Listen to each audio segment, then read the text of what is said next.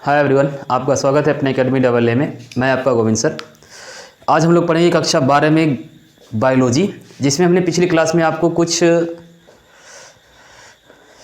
धनात्मक पारस्परिक क्रियाओं पर हमने चर्चाएं कर ली थी। आज हम लोग बात करेंगे ऋणात्मक पारस्परिक क्रियाएं। पिछली क्लास हम लोगों की ऑफलाइन क्लास में रिकॉर्डेड थी। इस बार थोड़ा सा कुछ इंटरनल प्रॉब्लम के कारण हम लोगों ने ऑफलाइन क्लास में रिकॉर्डिंग नहीं कर पाए, तो आज हमने सोचा कि क्यों ना हम इस क्लास को ऑनलाइन ही कर लेते हैं।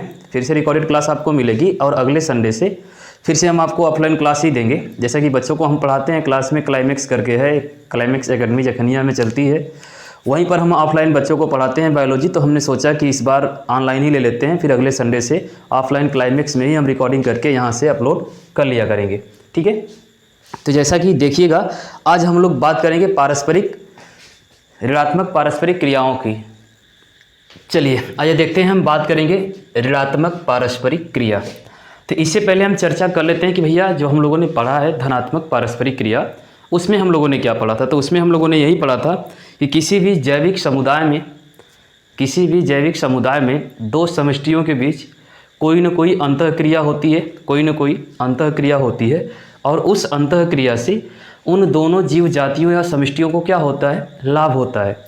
यहाँ पर क्या होगा कि किसी भी जैविक समुदाय में उपस्थित जो समष्टि या सदस्य होंगे, एक सदस्य दूसरे सदस्य के रूप से अंतःक्रिया करेगा, एक दूसरे के ऊपर डिपेंड रहेंगे, और इसमें क्या होगा कि एक सदस्य को लाभ होगा लेकिन दूसरे को क्या होगी, हानि होगी। यानी ऋणात्मक पारस्परिक क्रिया की अगर हम बात करेंगे तो किसी भी जैविक समुदाय में, हम लिखने का प्रयास करते हैं, देखिएगा, किसी भी जैविक समुदाय में उपस्थित किसी भी जैविक समुदाय में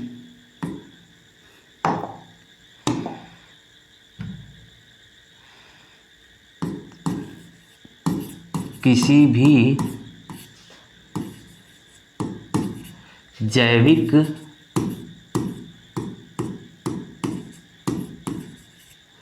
समुदाय में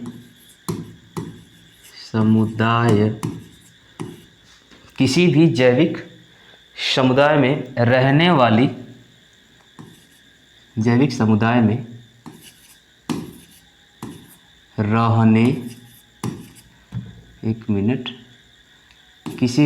समुदाय में रहने वाली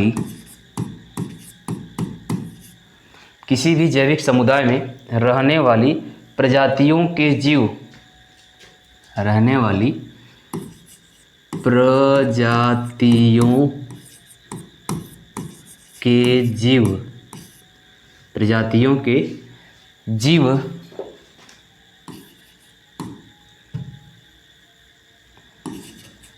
के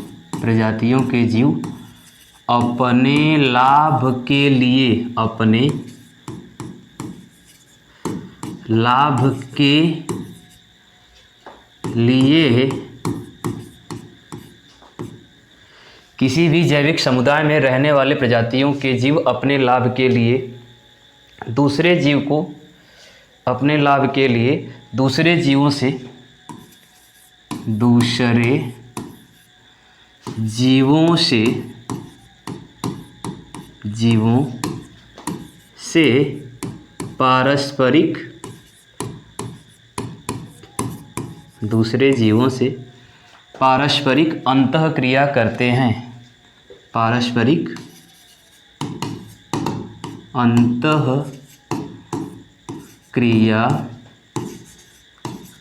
करते हैं। दूसरे जीवों से क्या करते हैं, पारस्परिक अंतःक्रिया करते हैं। ठीक है, जिससे उनमें क्या होता है भैया, कह रहा है कि किसी भी जैविक समुदाय में रहने वाले प्रजातियों के जीव अपने लाभ के लिए दूसरे जीवों से पारस्परिक अंतःक्रिया करते हैं। इस पारस्परिक क्रिया के द्वारा या इस पारस्परिक क्रिया के दौरान अंतःक्रिया करते हैं, जिससे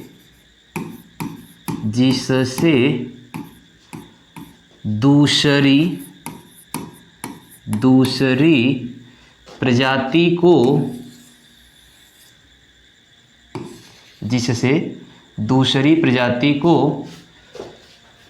प्रजाति को दूसरी प्रजाति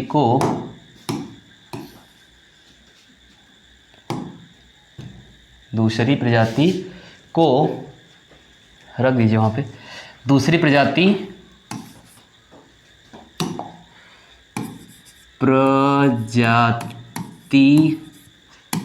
को हानि होती है,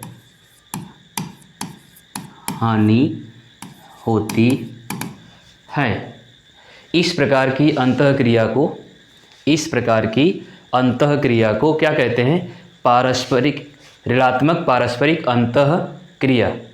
इस प्रकार की पारस्परिक अंतःक्रिया को क्या कहते हैं? ऋणात्मक पारस्परिक अंतःक्रिया। क्लियर?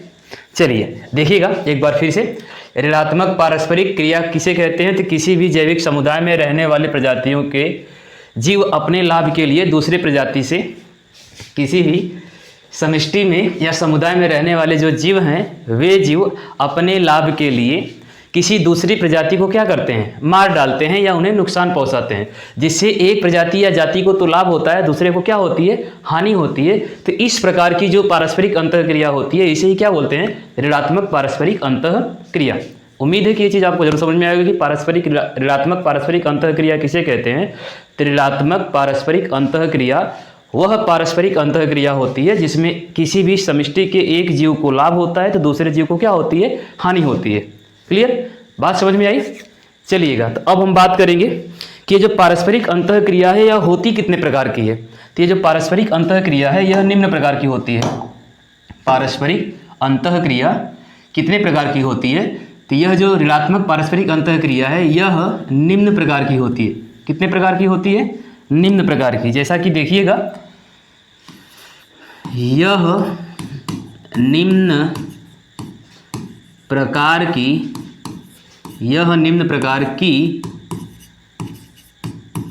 होती है। ये जो हमारी ऋणात्मक पारस्परिक अंतःक्रिया यह कितने प्रकार की होती है? तो यह निम्न प्रकार की होती है। कितने प्रकार की? निम्न प्रकार की। जैसा कि देखिएगा, नंबर 1 पहला पॉइंट है हमारा स्पर्धा या प्रतियोगिता, जिसे हम लोग कंपटीशन के नाम से जानते हैं। स्पर्धा या प्रतियोगिता क्या होती है? तो स्पर्धा या प्रतियोगिता जिसमें एक ही वस्तु के लिए, एक ही आवास के लिए, एक ही भोजन के लिए, एक ही भोज्य पदार्थ के लिए या प्रजनन के लिए दो या दो से अधिक समुदाय के जीव या एक ही समष्टि के जीव आपस में क्या करते हैं? संघर्ष करते हैं। आसान शब्दों में कहें तो कोई समष्टि है, उस समष्टि में जो सदस्य रहते हैं वो सदस्य आपस में ही एक दूसरे से आवास के लिए, भोजन के लिए, प्रजनन के लिए आदि अंतःक्रियाओं के लिए एक दूसरे से क्या करते हैं? संघर्ष करते हैं, द्वंद्व करते हैं, झगड़ा करते हैं। उसे ही क्या बोलते हैं? प्रतिस्पर्धा या प्रतियोगिता। आसान शब्दों में कहें तो जैसे अभी सरकार कोई गवर्नमेंट जॉब अप्लाई देती है, वैकेंसी निकालती है, तो बहुत छोटी मोटी सीटें दे देती है, 10,000, 20,000, 50,000, और उसमें फार्म भरने वालों की संख्या लगभग 5 लाख से 10 लाख, 15 लाख, 20 लाख या करोड़ों हो जाती है। अब उसमें होता क्या है कि सीट है 5 लाख, मान लेते हैं कि सीट है 50,000, फार्म भरने वालों की संख्या है 5 लाख। अब 50,000 सीटों के लिए 5 लाख लोग आपस में क्या कर रहे हैं? कंपटीशन कर रहे हैं, एक दूसरे से प्रतिस्पर्धा कर रहे हैं, यानी एक ही जाति के बीच में क्या हो रहा है? संघर्ष हो रहा है। कभी कभी क्या होता है कि दो अलग अलग समष्टियों के जीव आपस में क्या करते हैं? संघर्ष करते हैं। जैसे अगर हम लोग किसी जंगल में जाते हैं, वहाँ पर अपना घर बनाते हैं, वहाँ पर रहते हैं, तो कहीं ना कहीं हम हो गए किसी दूसरी समष्टि के जीव, हम मानव हो गए। उसी प्रकार किसी अन्य समष्टि के जो जीव होते हैं, जैसे कि अगर हम बात करें वहाँ पर जो जंगल में जीव रहता है, उस जंगल के जो जीव होते हैं वे जीव क्या करते हैं? तो वे जीव हम लोगों से क्या करते हैं? पारस्परिक अंतःक्रिया करते हैं। अर्थात कहीं ना कहीं जंगल में रहने वाले जो पशु हैं, पक्षी हैं, जंतु हैं, उनके लिए हम लोग क्या कर सकते हैं? खतरा हो सकते हैं, या हमारे लिए वे क्या हो सकते हैं? खतरा हो सकते हैं। इसलिए हम दोनों आपस में एक दूसरे से क्या करते हैं? प्रतिस्पर्धा करते हैं। कहीं ना कहीं हम उनके गांव में, उनके घर में जाते हैं, उनके जंगलों को उजाड़ते हैं। फिर हमारे यहाँ क्या होता है कि जैसे अगर हम जहाँ पर जाएंगे तो जाहिर सी बात है कि जंगली जीव या जानवर वहाँ से क्या हो जाएंगे? हट जाएंगे कि नहीं हट जाएंगे? तो कहीं ना कहीं हम मानव एक अलग समष्टि, अलग समुदाय हो गए, जो जंगली जीव हैं वो एक अलग समष्टि, अलग समुदाय हो गए। क्लियर? चलिए, तो बात करेंगे स्पर्धा या प्रतियोगिता की। तो स्पर्धा या प्रतियोगिता क्या होती है? तो यह एक ऐसी ऋणात्मक अंतःक्रिया होती है जिसमें दो या दो से अधिक जीव आपस में संघर्ष करते हैं। किस चीज़ के लिए संघर्ष करते हैं? तो दो या दो से अधिक जीव आपस में इसलिए संघर्ष करते हैं कि हमें भोजन मिले, हमें आवास मिले, हम प्रजनन कर सकें, हम अपनी संख्या में वृद्धि कर सकें, आदि क्रियाएं हो सकती हैं।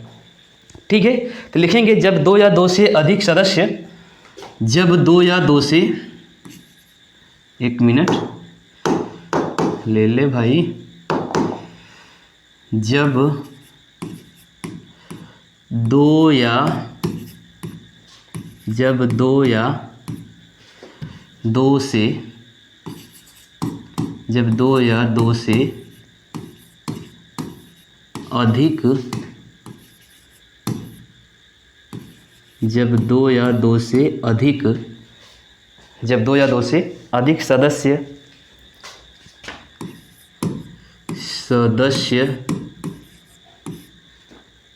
आपस में,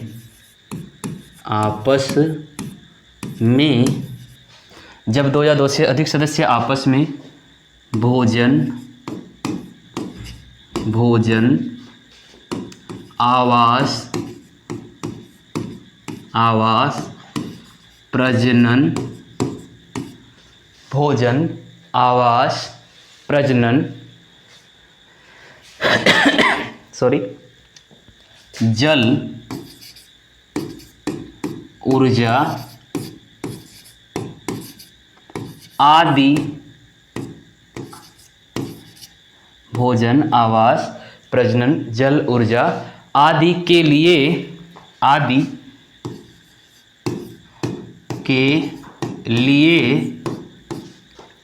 आपस में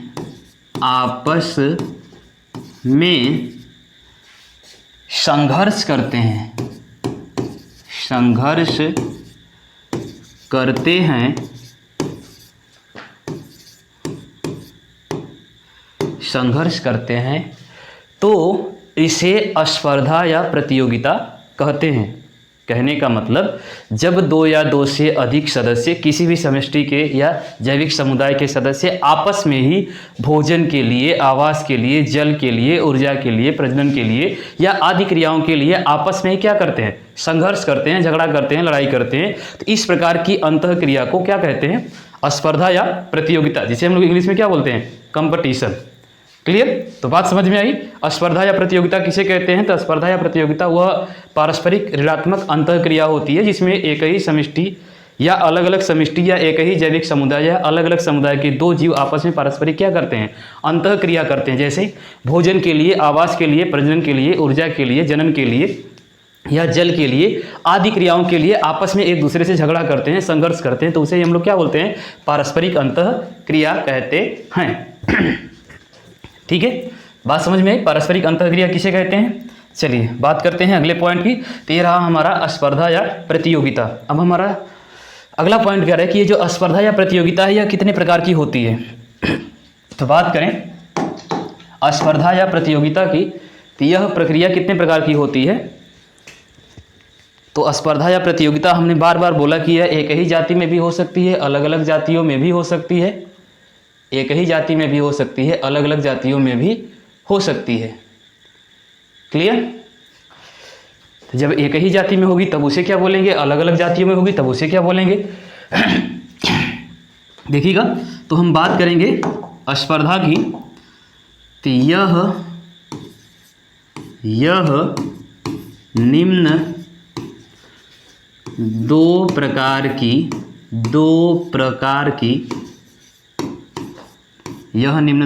की होती है। कितने प्रकार की होती है? दो प्रकार की होती है। कौन कौन सी होती है भैया? तो यह निम्न दो प्रकार की होती है। एक होती है अंतरजातीय स्पर्धा,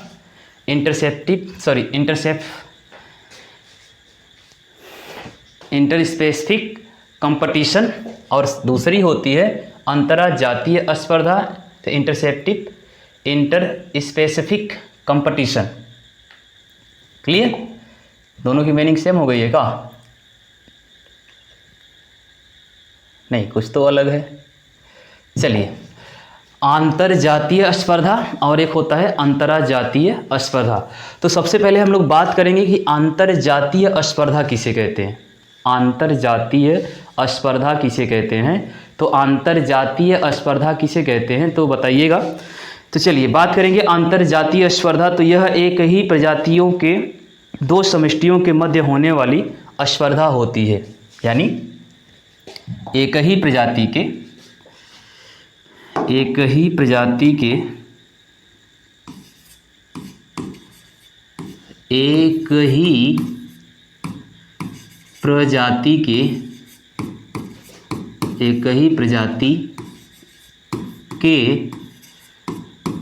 दो जैविक समुदाय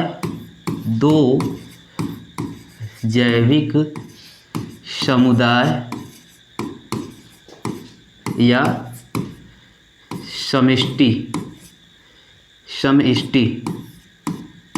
के मध्य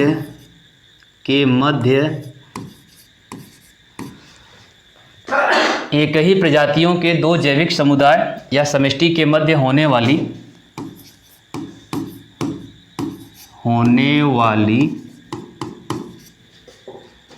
पारस्परिक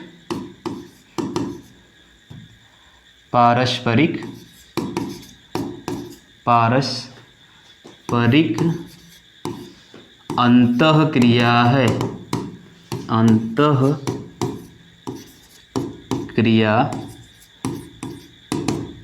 है।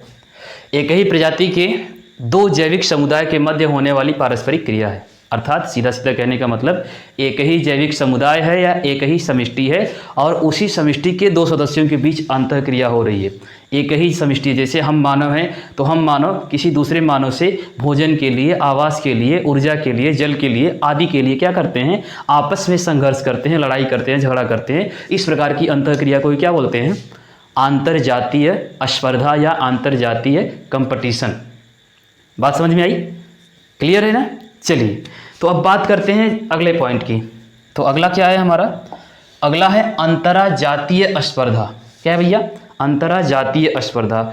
अब यह अंतरजातीय स्पर्धा क्या होता है, तो इसमें दो अलग अलग समष्टि या जैविक समुदाय होते हैं। क्या क्या होते हैं, दो अलग अलग समष्टि या जैविक समुदाय होते हैं, उसे ही क्या बोलते हैं, अंतरजातीय स्पर्धा।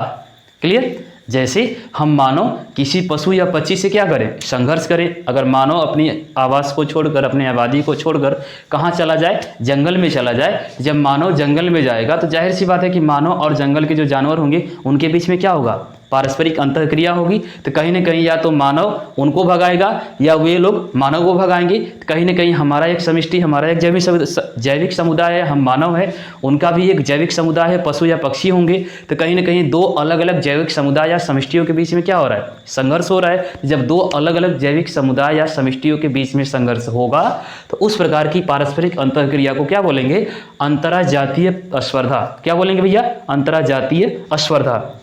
तो लिखते हैं, क्या लिखेंगे यहां पर, जब दो अलग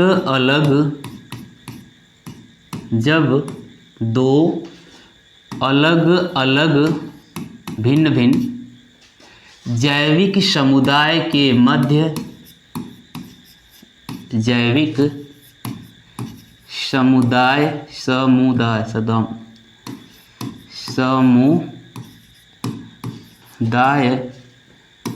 या समष्टि, दो अलग अलग जैविक समुदाय या समष्टि के मध्य, दो अलग अलग जैविक समुदाय या समष्टि के मध्य होने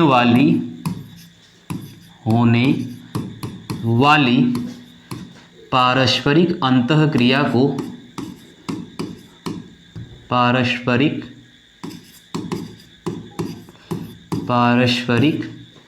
अंतःक्रिया को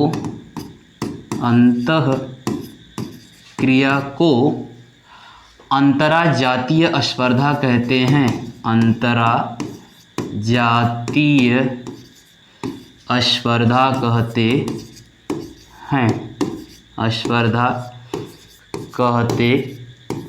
हैं। क्लियर। तो अंतरजातीय स्पर्धा वह स्पर्धा होती है जिसमें दो अलग अलग जैविक समुदाय या समष्टि के लोग आपस में क्या करते हैं, संघर्ष करते हैं। तो इस प्रकार की स्पर्धा को क्या बोलते हैं, अंतरजातीय स्पर्धा। क्लियर। चलिए बढ़ते हैं अगले पॉइंट की तरफ। तो अगला पॉइंट है भैया हमारा बाधा स्पर्धा। अब बाधा स्पर्धा किसे कहते हैं, इनहेरिटेंस या इंटरफेरेंस कंपटीशन। बाधा स्पर्धा क्या होता है, अंतरजातीय या अंतराजातीय स्पर्धा। अंतरजातीय स्पर्धा हमने देखा कि जब दो या दो से अधिक जैविक समुदाय के जीव आपस में संघर्ष करते हैं। अंतराजातीय स्पर्धा जब एक ही जैविक समुदाय या समष्टि के दो या दो से अधिक सदस्य आपस में संघर्ष करते हैं। अंतरजातीय स्पर्धा। अब यहाँ पर क्या है, तो यहाँ पर है बाधा स्पर्धा। कैसी स्पर्धा है, बाधा स्पर्धा। अब बाधा स्पर्धा किसे कहते हैं, तो बात करेंगे हम लोग बाधा स्पर्धा की।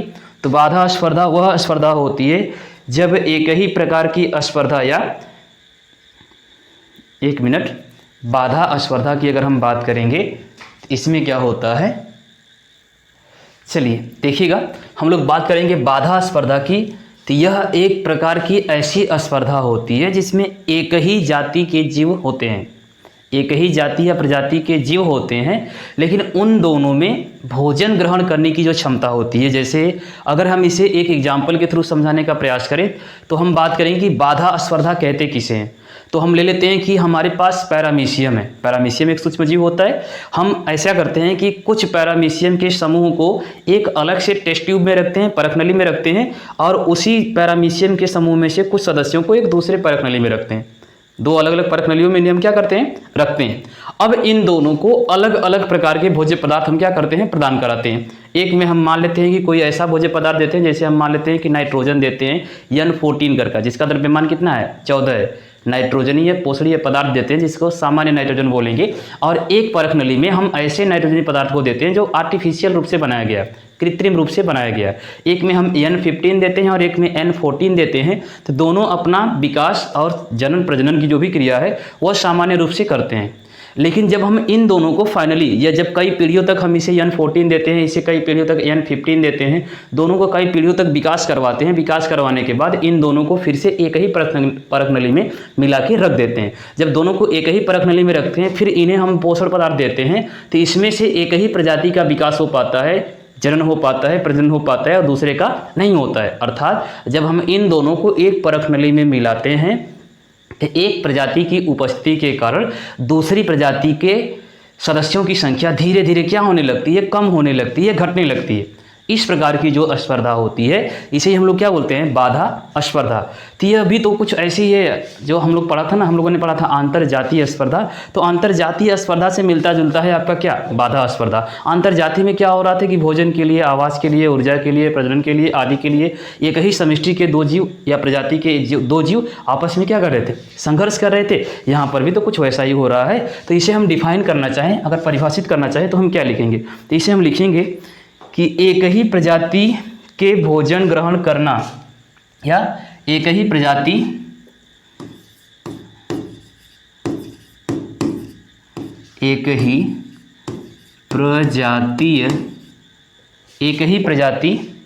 के जीव, या ऐसे भी कर सकते हैं कि एक ही प्रजाति के भोजन ग्रहण करने की क्षमता, एक ही प्रजाति के भोजन ग्रहण करने की क्षमता, एक ही प्रजाति के भोजन ग्रहण करने की क्षमता, एक ही प्रजाति के भोजन ग्रहण करने की क्षमता दूसरी प्रजाति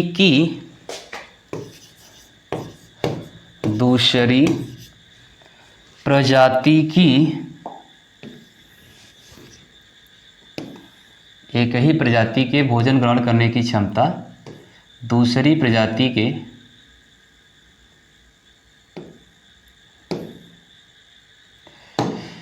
एक ही प्रजाति के भोजन ग्रहण करने की क्षमता दूसरी प्रजाति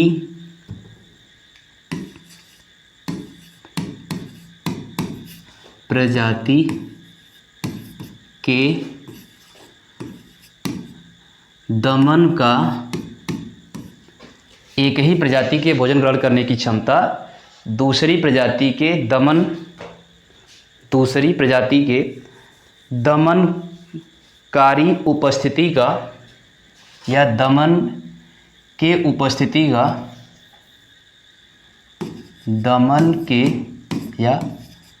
दमनकारी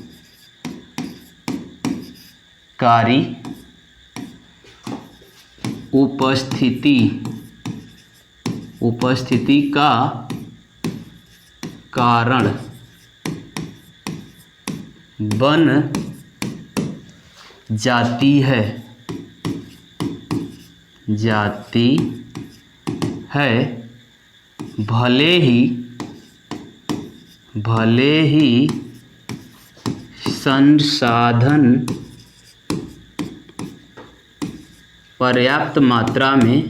भले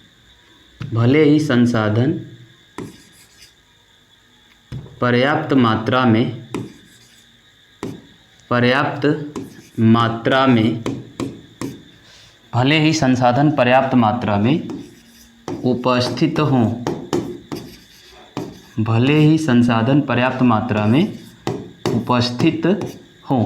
उससे फ़र्क नहीं पड़ता है संसाधन कितनी मात्रा में उपस्थित है, कोई फ़र्क नहीं पड़ता है।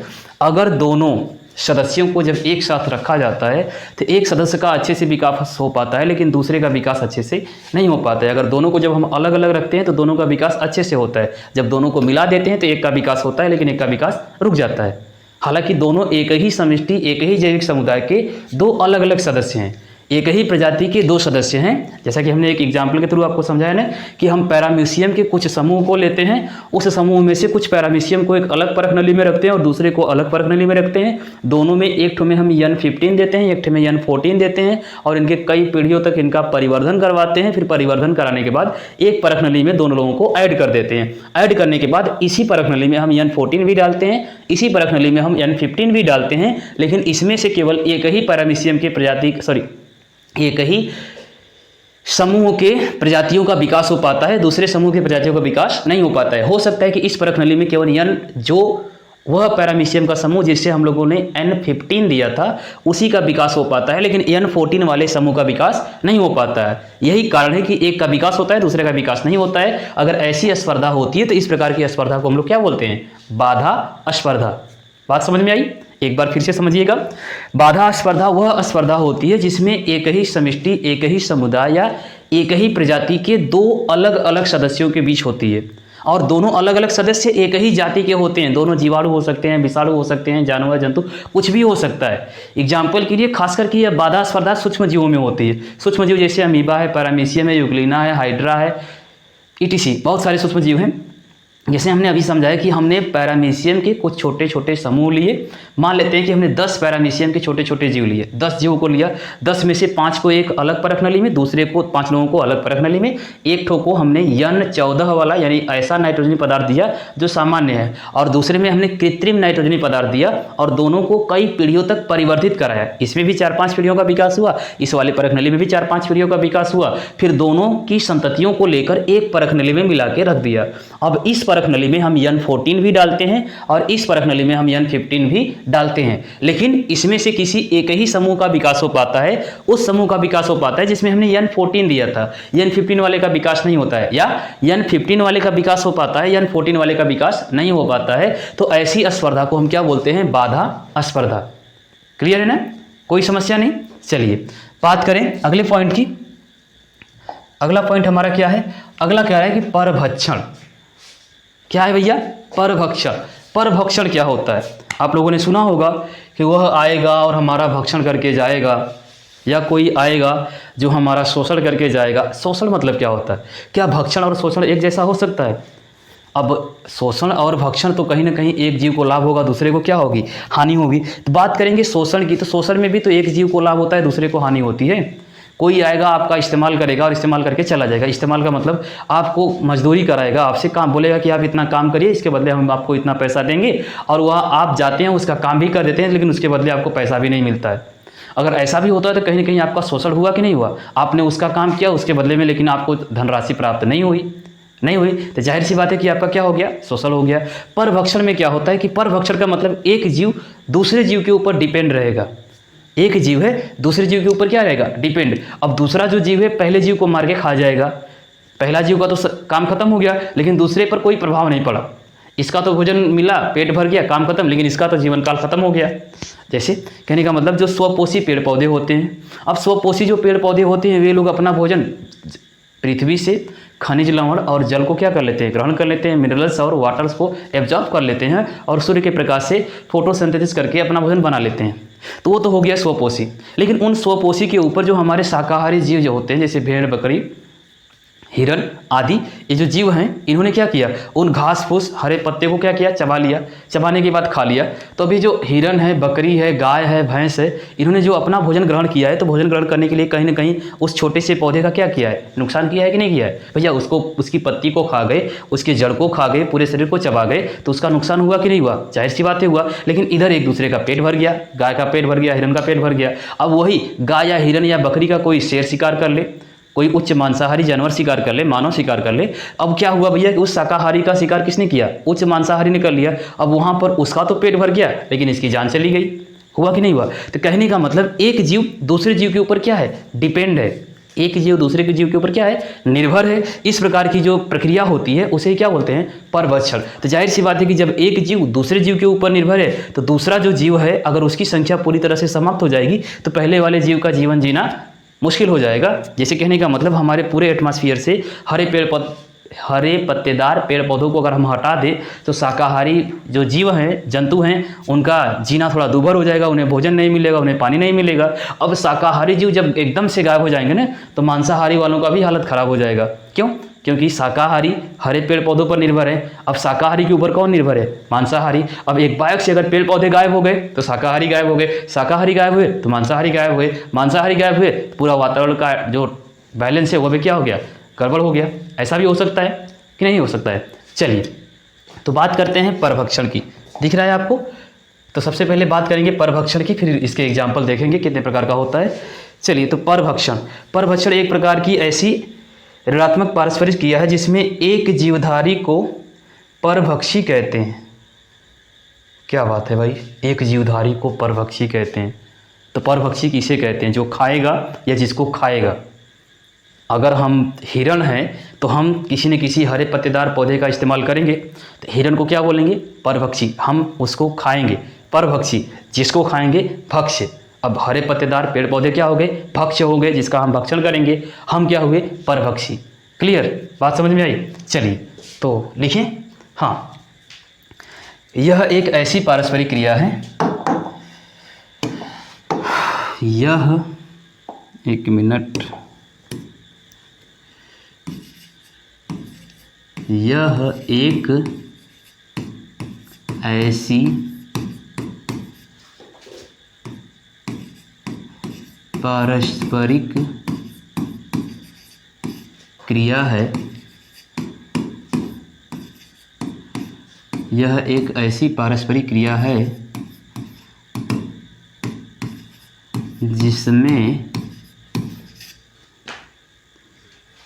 एक भक्ष्य होता है, जिसमें एक जीव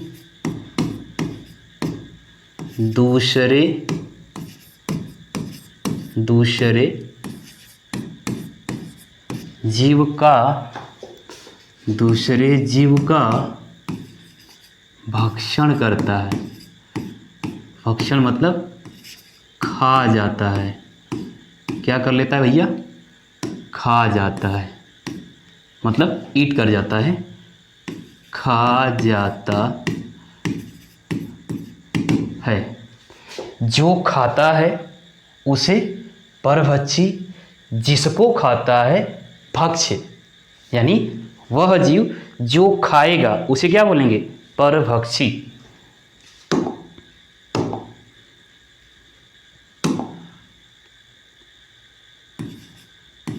वह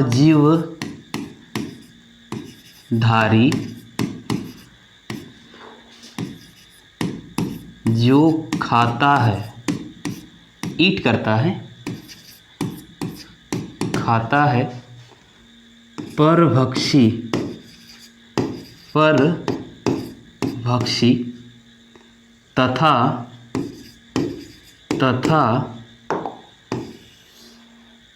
जिसको खाता है,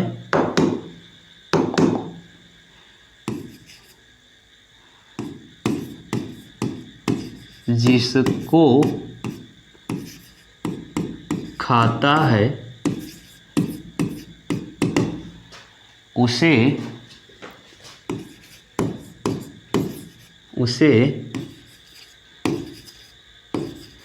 भक्ष्य कहते हैं, उसे भक्ष्य कहते हैं। क्या कहते हैं? भक्ष्य। चलिए एक बार फिर से देखिएगा, बात करेंगे परभक्षण की। तो परभक्षण वह क्रिया होती है या यह एक ऐसी पारस्परिक क्रिया है जिसमें एक जीव दूसरे जीव का क्या करता है? भक्षण। भक्षण मतलब मार के खा जाता है। सीधा सीधा भैया, एक जीव दूसरे जीव को क्या करेगा? मारेगा, मारने के बाद क्या कर जाएगा? खा जाएगा। बढ़िया से क्लियर। तो वह जीव जो खाएगा, मतलब अगर हम किसी को मार के खाते हैं तो हम क्या कहलाएंगे? अगर हम किसी को मारते हैं, मारने के बाद उसका क्या करते हैं? खा जाते हैं। अगर हम किसी को मार के खाएंगे तो उसे क्या बोलेंगे? उसे बोलेंगे, कहाँ गया? परभक्षी। क्या बोलेंगे भैया? परभक्षी। और जिसको खाएंगे उसे क्या बोलेंगे? तो जिसको खाएंगे उसे बोलेंगे भक्ष्य। क्या बोलेंगे? भक्ष्य। अर्थात अगर हम किसी को मार के खाते हैं तो हम क्या कहलाएंगे? हम किसी को मार के खाते हैं तो हम क्या कहलाएंगे? अगर हम किसी को मार के खाते हैं तो हम कहलाएंगे परभक्षी। और जिसको हम मार के खाएंगे उसे क्या बोलेंगे? तो उसे बोलेंगे भक्ष्य। क्या बोलेंगे? भक्ष्य। बात समझ में आई? परभक्षण। परभक्षण क्या होता है? तो परभक्षण वह पारस्परिक क्रिया होती है जिसमें एक जीव दूसरे जीव का भक्षण करता है। भक्षण मतलब मार के खा जाता है। जो मार के खाएगा परभक्षी, जिसको खाएगा भक्ष्य। क्लियर? ठीक है। अब बात करेंगे इसके एग्जाम्पल की। तो परभक्षण या परभक्षी का जो एग्जाम्पल है, तो एग्जाम्पल में शाकाहारी भी है और मांसाहारी भी है। अब शाकाहारी और मांसाहारी वाला क्या कॉन्सेप्ट है, समझने का प्रयास करते हैं कि भैया शाकाहारी का मतलब क्या है और मांसाहारी का मतलब क्या है। इस शाकाहारी मांसाहारी वाला कॉन्सेप्ट को समझ में आया नहीं? तो शाकाहारी कहने का मतलब वे जीव जो शाकाहारी होते हैं, जैसे भेड़, बकरी, हिरण, गाय, भैंस, ये सब क्या है? शाकाहारी जीव है ना। तो यह शाकाहारी जीव ही तो किसी न किसी जीव का क्या करते हैं? भक्षण करते हैं। अब शाकाहारी जीव की अगर हम बात करें तो इसमें आपका हिरण है, इसमें आपका बकरी है, इसमें आपका गाय है, भैंस भी है, जिराफ भी है, ईटीसी बहुत सारे जीव हैं। ये सब के सब क्या हैं? शाकाहारी जीव हैं। अब मांसाहारी की बात करें तो आपका बाघ है, शेर है, अजगर है। क्या है? अजगर है, चील है, बाज है, ईटीसी। अब ये जो हिरण है, बकरी है, गाय है, भैंस है, ये सब किसका शिकार करेंगे? तो ये जाहिर सी बात है कि स्वपोषी जो पौधे होते हैं, स्वपोषी या पादपों का, पादपों का क्या करेंगे? तो स्वपोषी या पादपों का ये लोग क्या करेंगे? भक्षण करेंगे। कौन करेगा? हिरण, बकरी, गाय, भैंस, ईटीसी।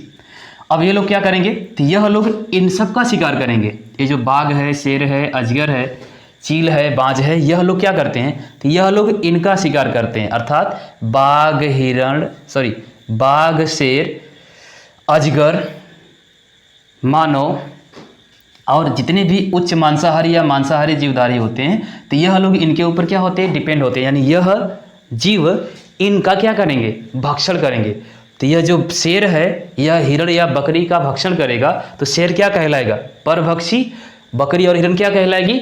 भक्ष्य। जब बकरी किसी स्वपोषी पौधे को या हरे पत्तेदार पौधे को खाएगी तो बकरी क्या कहलाएगी? परभक्षी। और यह पौधा क्या कहलाएगा? भक्ष्य। क्लियर? कोई समस्या नहीं।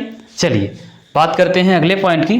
तो अगला पॉइंट है हमारे पास विरोधी या प्रतिजीविता या एलिलोपैथी। अब भैया ये विरोधी क्या होता है? तो विरोधी तो सुना सुना सा लग रहा है। आपका कोई विरोध करता है, अगर आप कोई बात कहते हैं तो आपकी बात को वह नहीं मानेगा, कहेगा कि नहीं, जो आप कह रहे हैं ना, हम आपकी बात की सहमत नहीं है, अर्थात हम आपका क्या करेंगे? विरोध। जैसे अभी सरकार, आपकी जो गवर्नमेंट है, अगर वह कोई योजना लाती है तो कुछ लोग उस योजना का विरोध करते हैं कि आपका ये जो बिल है या जो योजना है हम इसके पक्ष में नहीं है। कुछ लोग उसके पक्ष में प्रमाण देते हैं, कुछ उनके पक्ष में प्रमाण नहीं देते हैं। तो जो उनकी बातों से सहमत नहीं होते हैं अर्थात उनका क्या करते हैं, विरोध करते हैं। तो क्या हमारे समाज में या हमारे समुदाय में या हमारी समष्टि में कुछ ऐसी पारस्परिक अंतःक्रियाएँ होती हैं जो एक दूसरे का क्या करती हैं, विरोध करती हैं। कोई ना कोई ऐसी पारस्परिक अंतःक्रिया जरूर होगी जिसमें एक दूसरे का क्या किया जाता होगा, विरोध किया जाता होगा।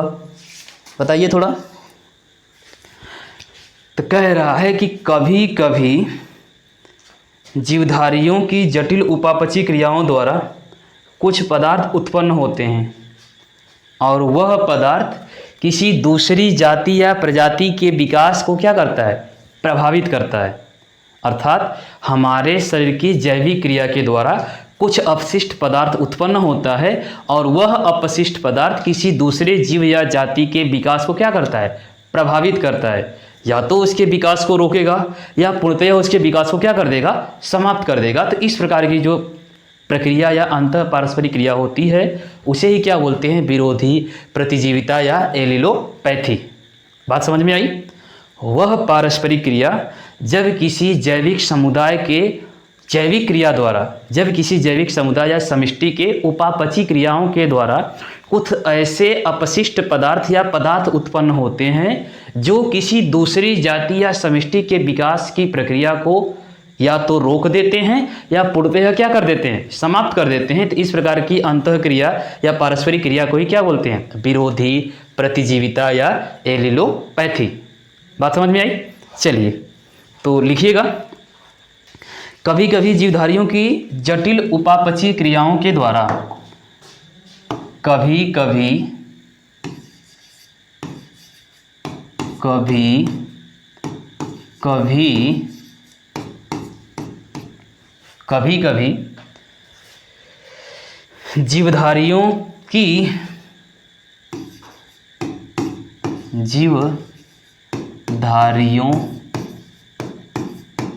कभी कभी जीवधारियों की उपापचयी क्रियाओं द्वारा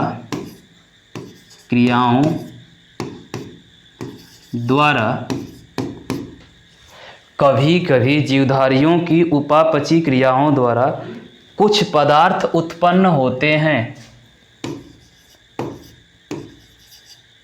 कुछ पदार्थ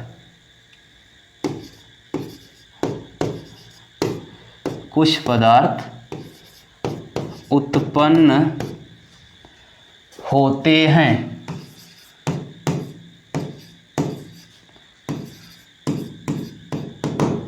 कभी कभी जीवधारियों की उपापचयी क्रियाओं के द्वारा कुछ पदार्थ क्या होते हैं, उत्पन्न होते हैं जो दूसरे जीवधारियों की वृद्धि को,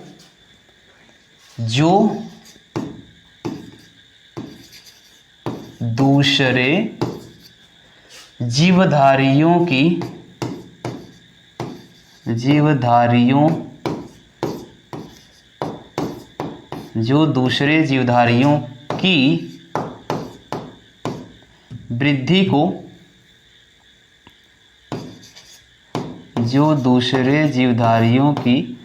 वृद्धि को,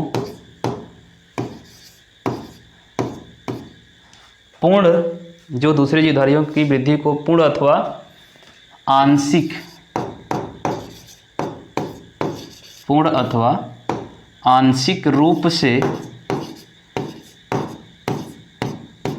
अथवा आंशिक रूप से क्या करते हैं, प्रभावित करते हैं। प्रभावित का मतलब रोकेगा ही ना भैया, जरूर रोकेगा। तो कह रहा है, सीधा हो जा। चलिए ले भाई। कभी कभी जीवधारियों की उपापचयी क्रियाओं के द्वारा कुछ पदार्थ उत्पन्न होता है जो दूसरे जीवधारियों की वृद्धि को पूर्ण रूप से, पूर्णतः या पूर्ण, ओहो गड़बड़ हो गया, पूर्ण या रहेगा यहाँ पे,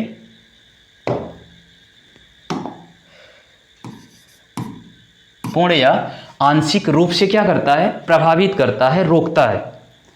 पूर्ण या आंशिक रूप से रोक देता है, पूर्ण या आंशिक रूप से क्या कर देता है, रोक देता है। तो इस क्रिया को विरोधी, एलिलोपैथी या प्रतिजीविता कहते हैं। बात समझ में आई? कभी कभी कुछ जीवधारी या किसी समष्टि के जीवधारियों द्वारा कुछ उपापचय क्रियाओं के द्वारा, कभी कभी कुछ जीवधारियों की उपापचय क्रियाओं के द्वारा कुछ ऐसे पदार्थों का निर्माण हो जाता है जो किसी दूसरी प्रजाति या जीवधारी के विकास की प्रक्रिया को या तो आंशिक रूप से या पूर्णतः रूप से क्या कर देता है, रोक देता है। इस प्रकार की पारस्परिक अंतःक्रिया को विरोधी, एलिलोपैथी या प्रतिजीविता कहते हैं। बात समझ में आई? चलिए, तो आगे अगर बात करें कि यह प्रतिजीविता कितने प्रकार की होती है, सॉरी, प्रतिजीविता भी प्रकार की होती है नहीं, अगली पॉइंट की बात करते हैं। अगला पॉइंट, अगला है परजीविता। अब आंशिक परजीविता, अस्थायी परजीविता, तो इसकी बात में बात करेंगे। सबसे पहले हम बात करें परजीविता किसे कहते हैं। किसकी बात करेंगे? परजीविता किसे कहते हैं भैया? परजीविता, जीविता, जाहिर सी बात है, पर मतलब किसी दूसरे पर, जीविता का मतलब आश्रित हैं, जीवित हैं। परजीविता किसी दूसरे के ऊपर क्या है, आश्रित है, इसलिए क्या है, परजीविता।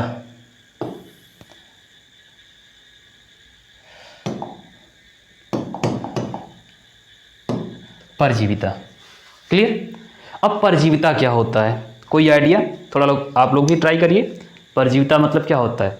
हमने कहीं ना कहीं बातों में इस डिफिनीशन का या इस पॉइंट का मतलब कहीं ना कहीं आपको बता ही दिया। अगर आपने ध्यान दिया होगा तो हमने बात किया परजीविता। पर का मतलब किसी दूसरे पर, किसी दूसरे पर।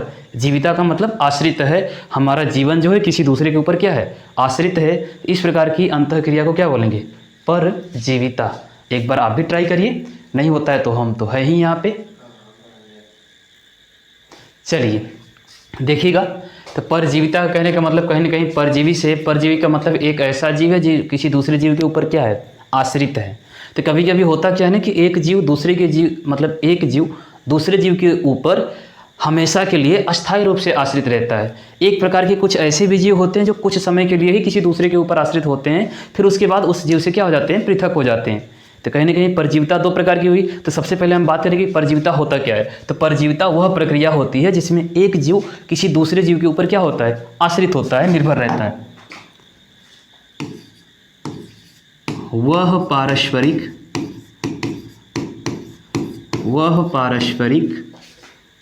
अंतःक्रिया, वह पारस्परिक अंतःक्रिया जिसमें एक जीवधारी किसी दूसरे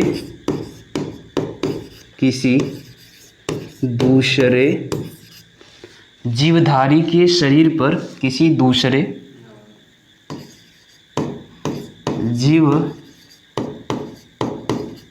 जीवधारी के शरीर पर, किसी दूसरे जीवधारी के शरीर पर,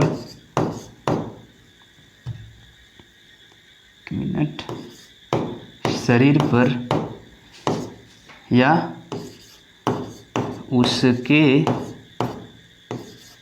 ऊपर निर्भर रहता है। ये हो कहाँ जा रहा है, ले भाई। उसके ऊपर क्या होता है, निर्भर होता है।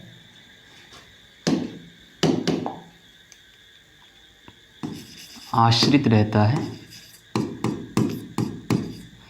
आश्रित रहता है।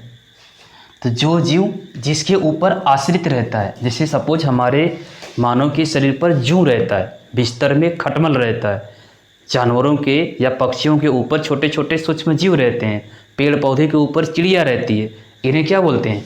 परजीविता। क्या बोलते हैं? परजीविता। उस प्रक्रिया को, पेड़ के ऊपर चिड़िया रहे तो उस प्रक्रिया को क्या बोलेंगे? परजीविता। परजीवी किसे बोलेंगे? तो पेड़ के ऊपर जो चिड़िया है, मानव के ऊपर जो जूं है, बिस्तर में जो खटमल है, जानवर के शरीर पर जो छोटा सा सूक्ष्म जीव है, उस सूक्ष्म जीव को क्या बोलेंगे? परजीवी। क्या बोलेंगे? परजीवी। और उस पूरी प्रक्रिया को जो उसके ऊपर रहकर अपना जीवन यापन कर रहा है, उसे क्या बोलेंगे? परजीविता। क्या बोलेंगे? परजीविता। अर्थात वह जीव जो आश्रित है, जो क्या है? आश्रित है, उसे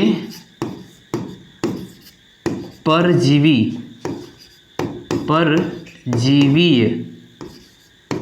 तथा उस प्रक्रिया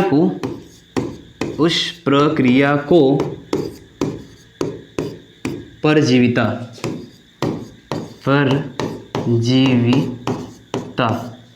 कहते हैं।